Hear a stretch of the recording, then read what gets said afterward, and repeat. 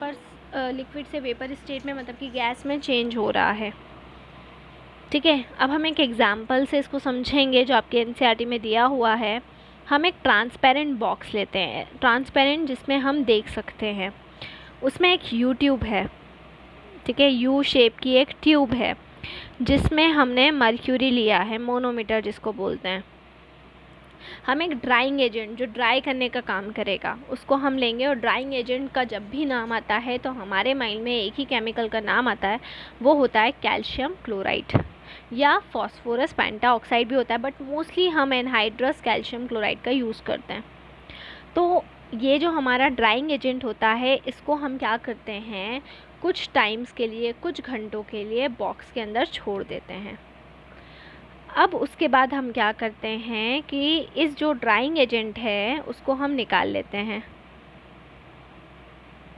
ठीक है, और एक साइड से क्या कर लेते हैं, टाइट करके बॉक्स को हम उसको निकाल लेते हैं। ठीक है, और एक साइड पे रहती है वाटर वॉच ग्लास जिसको हम कह रहे हैं। ठीक है, जिसके अंदर क्या होता है, वाटर होता है, उसको हम बॉक्स के अंदर इमीडिएटली डाल देंगे।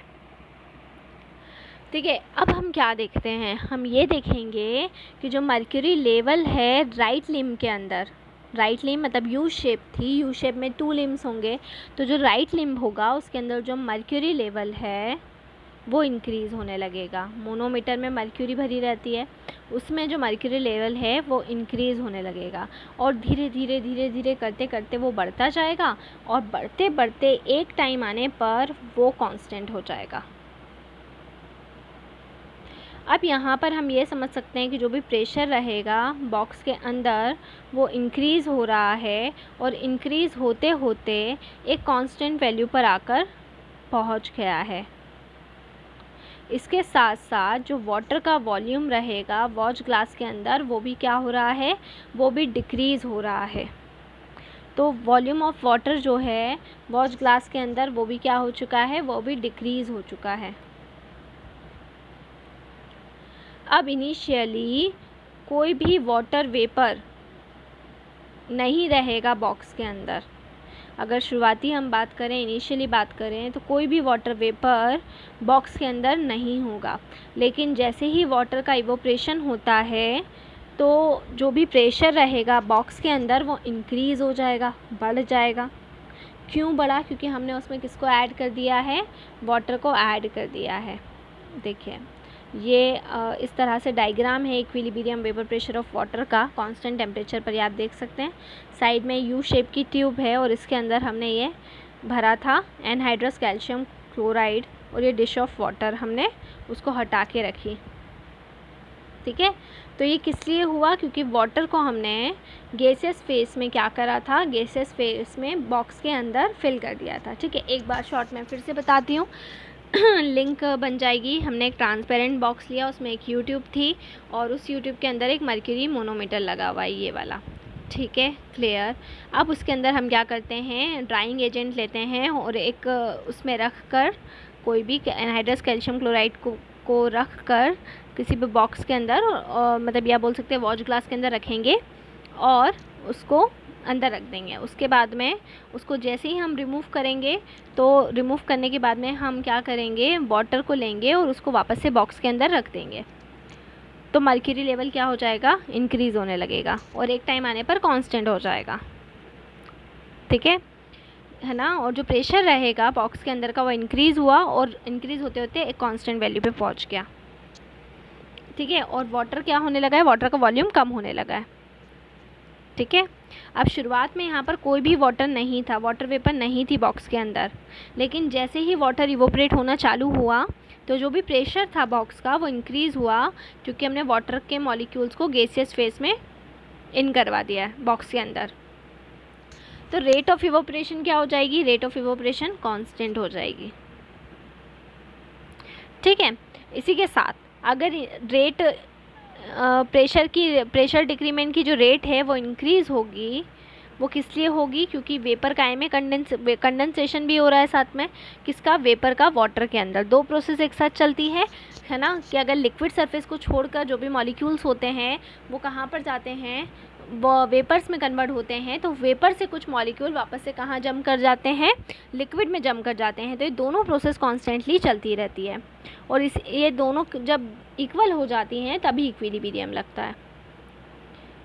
क्लियर। तो अब यहाँ पर क्या हो रहा है, यहाँ पर भी वही हो रहा है कि जो भी वेपर है वो वाटर में कन्वर्ट हो रही है, और फाइनली यहाँ पर इक्विलिब्रियम लग जाएगा कि यहाँ पर जो भी रेट ऑफ इवोपरेशन है वो रेट ऑफ कंडेंसेशन के बराबर हो जाएगी। तो यहाँ पर जो भी नंबर ऑफ वाटर मॉलिक्यूल्स थे गैसियस स्टेट से, वो कहाँ पर आने लगे, लिक्विड स्टेट में आने लगे, और वो भी इंक्रीज़ हो गए। और जब दोनों चीज़ें इक्वल हो गई तो वहाँ पर आ गया इक्विलिब्रियम, जब rate of evaporation is equals to rate of condensation. तो H2O लिक्विड से वेपर में, और वेपर से जो लिक्विड की प्रोसेस है वो बराबर हो गई है। ठीक है। अगर इक्विलिब्रियम की बात करें तो इक्विलिब्रियम पर होता क्या है, इक्विलिब्रियम पर जो प्रेशर एक्सर्ट हो रहा है वाटर मॉलिक्यूल्स के थ्रू किसी भी टेम्परेचर के ऊपर, वो कांस्टेंट रहेगा, और उसको हम क्या कहते हैं, उसको हम कहते हैं equilibrium vapour pressure of water, या फिर वेपर प्रेशर ऑफ वाटर।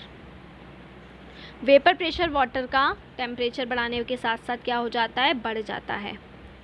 तो ये हमने वाटर के साथ एक्सपेरिमेंट किया था।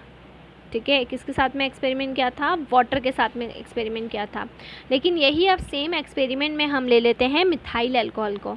तो सेम एक्सपेरिमेंट हम रिपीट कर रहे हैं, लेकिन किसके साथ रिपीट कर रहे हैं, मिथाइल अल्कोहल के साथ में रिपीट कर रहे हैं, एसीटोन के साथ में रिपीट कर रहे हैं, और ईथर के साथ में रिपीट कर रहे हैं। तो क्या ऑब्जर्व होगा कि जो भी डिफरेंट लिक्विड्स रहेंगे, उन डिफरेंट लिक्विड्स के बेसिस पे उनके इक्विलिब्रियम वेपर प्रेशर भी डिफरेंट हो जाएंगे सेम टेम्परेचर के ऊपर। वो लिक्विड जिसका वेपर प्रेशर ज़्यादा होगा वो ज़्यादा वॉलेटाइल होगा, और जो ज़्यादा वॉलेटाइल होगा, जिसका वेपर प्रेशर ज़्यादा, वो जल्दी गर्म होगा, और जल्दी गर्म होगा तो उसका बॉइलिंग पॉइंट कम हो जाएगा। क्योंकि बॉइलिंग पॉइंट क्या होता है, वो टेम्परेचर जिस पर कोई भी सब्सटेंस बॉयल होना स्टार्ट कर देता है। तो वो लिक्विड जिसका हायर वेपर प्रेशर है, वेपर प्रेशर ज़्यादा है, वो ज़्यादा वॉलेटाइल है, वो ज़्यादा वेपर में कन्वर्ट हो सकता है, और वो उसका लोअर बॉइलिंग पॉइंट हो जाएगा। ठीक है, क्लियर। तो ये हमने एक पर्टिकुलर एक्टिविटी को स्टडी किया। इसके बाद में हम एक और एक्टिविटी को यहाँ पर स्टडी करेंगे। ठीक है, क्लियर। और उसके बेसिस पे फिर हम देखेंगे हमारा जो लिक्विड वेपर फेस है उसको और डीप में पढ़ेंगे। So stay home, stay safe, और जो भी ये वाला टॉपिक जो अपना चल रहा है इसको स्टार्टिंग से, जहाँ से स्टार्ट हुआ इक्विलिब्रियम, वहाँ से अगर आप पढ़ेंगे तो ज़्यादा बेटर रहेगा। तो ये एक एक्टिविटी हमने पढ़ी है वाटर के साथ में। अब यहाँ पर एक और एक्सपेरिमेंट हम करेंगे कि हम 3 वॉच ग्लासेस लेंगे। ठीक है, और इस एक्सपेरिमेंट को फिर से एक बार रिपीट करके देखेंगे कि क्या होता है। तो सेकंड वाले एक्सपेरिमेंट से हमें क्या रिजल्ट आउटपुट मिलते हैं उसको हम नेक्स्ट में स्टडी करेंगे। So stay home, stay safe, thank you so much. और ये हमारा टॉपिक है liquid gas equilibrium, physical faces का इक्विलिब्रियम हम पढ़ रहे हैं, और ये बहुत ही इंपॉर्टेंट है। तो इसको आप स्टार्टिंग से अगर इक्विलिब्रियम चैप्टर पढ़ेंगे तो एक लिंक बनी हुई रहेगी, तो स्टार्टिंग से पढ़ें। Thank you so much.